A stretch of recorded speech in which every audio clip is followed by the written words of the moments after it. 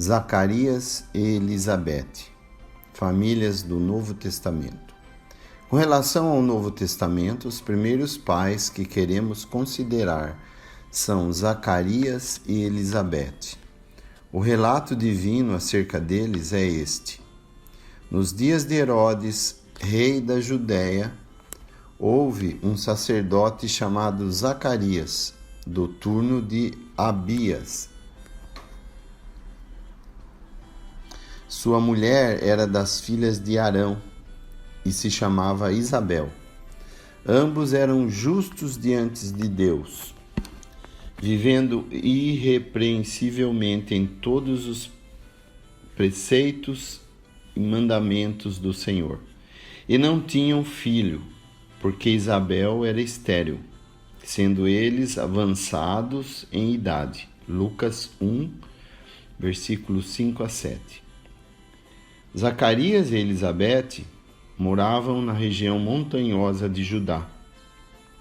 Quando a sorte recaiu sobre Zacarias, ele teve que ir ao templo em Jerusalém para oferecer o incenso.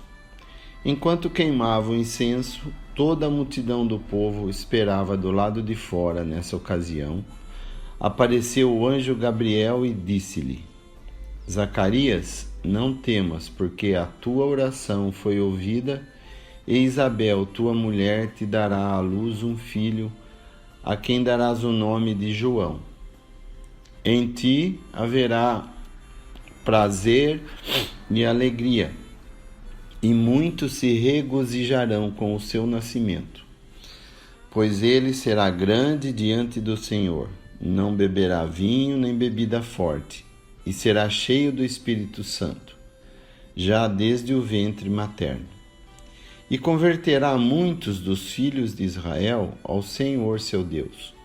E irá diante dele no espírito e poder de Elias, para habilitar para o Senhor um povo preparado. Lucas 1, versículos de 13 a 17. Claro está que Zacarias reconheceu ser um anjo quem lhe falava, pois inquietou-se e ficou possuído de temor. Mesmo assim, não estava crendo no que o anjo lhe dizia. Ele pergunta: como saberei isto? Tal é o coração dos homens. Até mesmo o coração de um homem tão honrado como Zacarias, que tinha em seu favor um testemunho tão notável, justo diante de Deus, vivendo irrepreensivelmente em todos os preceitos e mandamentos do Senhor. Ainda assim, não estava pronto a dar crédito à palavra de Gabriel. Somos, por acaso, nós melhores? Estamos sempre prontos a dar crédito a um que é maior do que Gabriel? Ora, a maioria dentre nós terá que dizer: ó Zacarias, como poderia eu reprová-lo? Sua sentença é a mesma que a minha sentença. Sim, e o nosso caso é ainda pior, pois lidamos com a palavra de Deus do próprio Senhor, a qual nem sempre tomamos assim como está escrita, sem duvidar. Zacarias, contudo, era um homem de fé, e não poderia ter sido justo diante de Deus caso não possuísse fé, pois sabemos que pela lei ninguém é justificado diante de Deus, porque o justo viverá pela fé. Gálatas 3:11. Podemos crer também que Zacarias vinha orando ao Senhor por um filho, pois o anjo disse: não temas, porque a tua oração foi ouvida.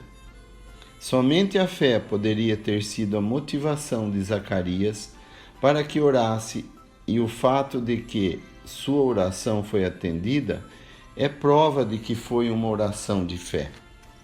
Eu considero Zacarias semelhante a muitos de nós que somos cristãos. Sim, nós temos fé, mas quando se trata das coisas corriqueiras da vida, como por exemplo a educação de nossos filhos, ou as preocupações e as necessidades do dia a dia, Então, quantas vezes somos tentados a não crer em nosso Senhor? Eu penso que a grande lição que essa história tão amável tem para nós, pais, é bastante simples. Tenha fé em Deus. Sem duvidar da palavra do anjo, já foi um agravo tão severo que Zacarias ficou mudo por muito tempo. O que será então para o amante coração de nosso Senhor quando nós não damos crédito à sua palavra? Nós, homens, apreciamos quando alguém confia em nós. Um anjo espera que confie em sua palavra.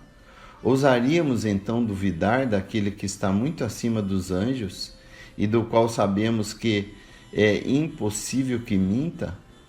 Mas como é admirável a graça de Deus! A descrença de Zacarias faz com que fique mudo por vários meses. Porém, o filhinho pelo qual orou, este ele não perde. Este filhinho cresceu e veio a ser um homem tal que o Senhor dele e nosso pôde lhe atribuir palavras como estas: Em verdade vos digo, entre os nascidos de mulher, ninguém apareceu maior do que João Batista. Mateus 11:11 e Lucas 7:28. Esta é a razão porque vejo na história de João Batista e de seus pais um grande incentivo para nós, que somos pais, ainda que seja também uma censura para a maioria de nós. Sejamos, pois, humildes para acatar ambas as lições e também mais dispostos a crer nas palavras de nosso Senhor, as quais a seu tempo se cumprirão. Eu creio que essa história ainda contém uma lição para nós, muito mais bonita, assim dizendo. O verso 14 diz assim: Ele te será prazer e alegria. Isto é seguro. O Senhor deseja que todos os nossos filhos nos sejam prazer e alegria. Ele diz no Salmo 127: Os filhos são a herança do Senhor e o fruto do ventre o seu galardão. Por isso, eu não tenho dúvidas ser a vontade dele que cada filho seja para nós prazer e alegria. Eu sei, é verdade que isso nem sempre é assim, mas nestes casos, se não sempre, não somos nós os culpados?